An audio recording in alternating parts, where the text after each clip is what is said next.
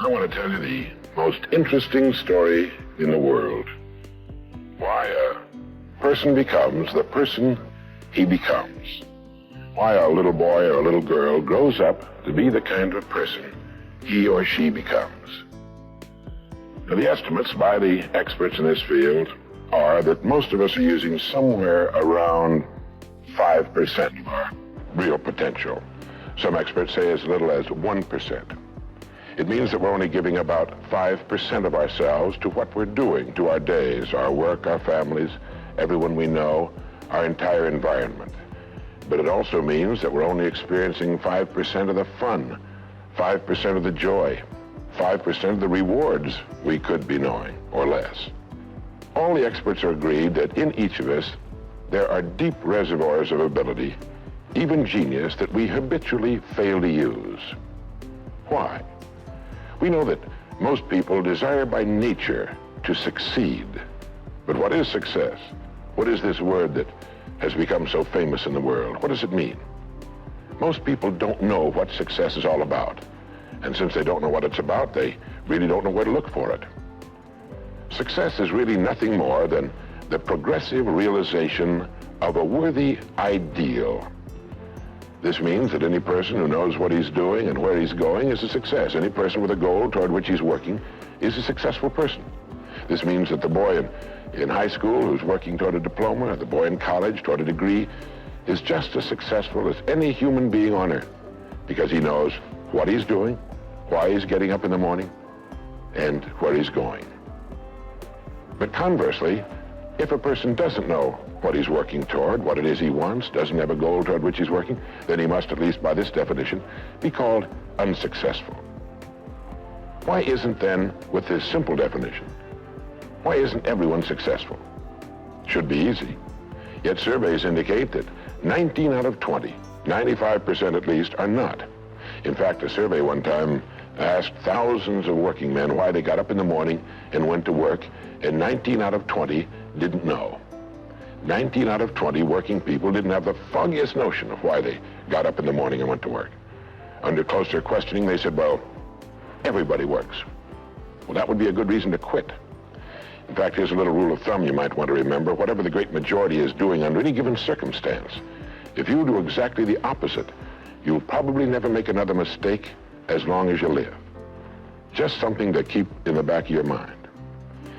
The problem with most people is that they're playing the world's most unrewarding game. And the name of the game is follow the follower. There's a story about a small town in which there was a jewelry store, and like all jewelry stores, or most jewelry stores at least, he had a big clock in his window. And every morning for years, he'd noticed a working man stop, adjust his pocket watch to the same time as the clock in the window. He'd been doing this for many years, and one morning the jeweler was out in front sweeping his sidewalk, and so he asked the man, he said, tell me, why do you adjust your watch to my big clock every morning? I've noticed you doing that for years. The man said, well, I'm the foreman down at the big plant. He said, I want to make sure my watch is correct because I blow the quitting whistle every night at 5 o'clock. The jeweler looked at him rather strangely for a minute, and he said, well, that's funny. He said, I've been setting that big clock in the window by that quitting whistle all these years. A very logical thing, but they could have been off 6 months. It was a case of a person just going along with what he thought to be correct without checking his references. So I want to suggest that from now on out, at least we do that we check our references and ask ourselves, are the people I'm following going where I want to go? Let me tell you the story of what we might call the average young man in our society. Now, from the time this boy is born, there's only one thing on earth he can do, and that's to begin to think, act, and talk like the people by whom he's surrounded. This is all in the world he can do. But right off the bat, the odds are 95 to 5 that he's thinking, acting, and talking like the wrong group. They're wonderful people. They love him. They'd do anything in the world for him. They want him to succeed.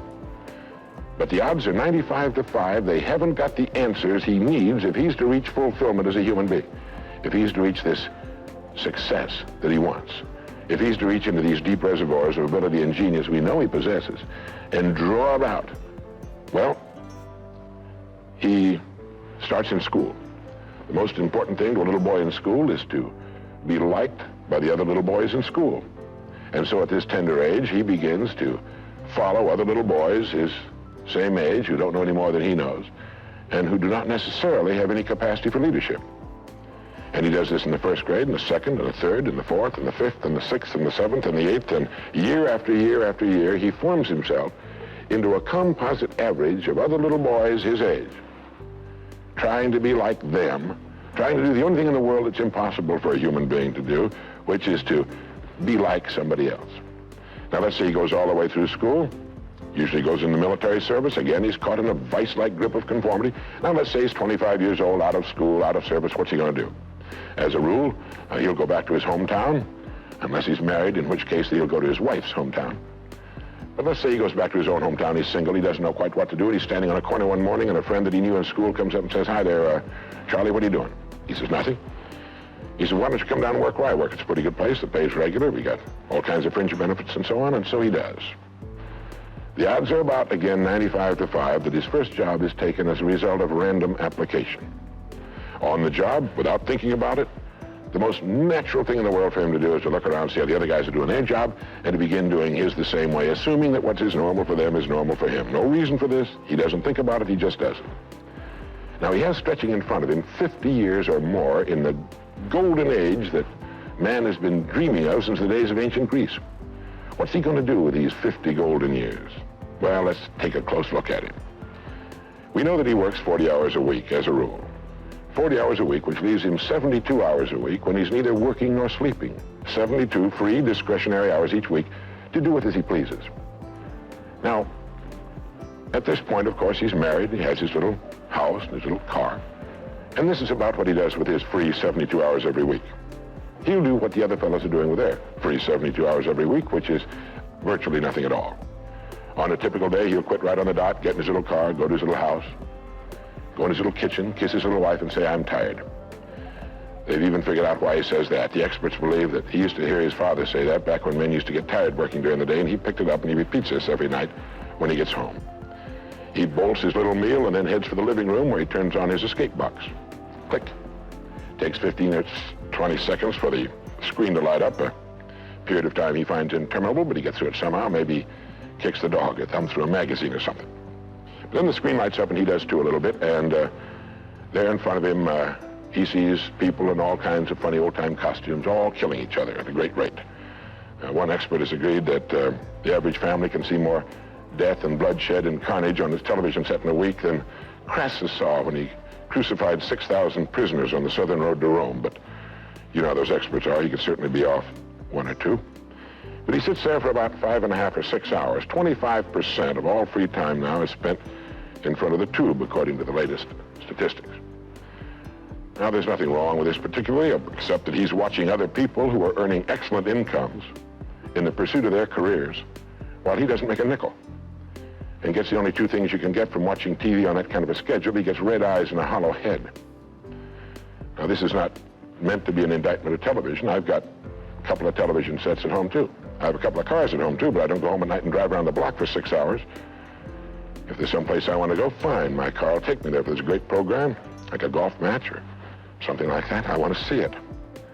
But he sits there for 6.5 hours until finally his wife, who's a little more practical than he is, taps him on the shoulder and she said, "Charlie, I think it's about time you went to bed. You've got to get up in the morning, go to work." And he's okay, and he shuts it off. He knows how to do that. He just shuts it off and goes to bed. Next morning he gets up and he does this all over again. He does this every day for 40 years.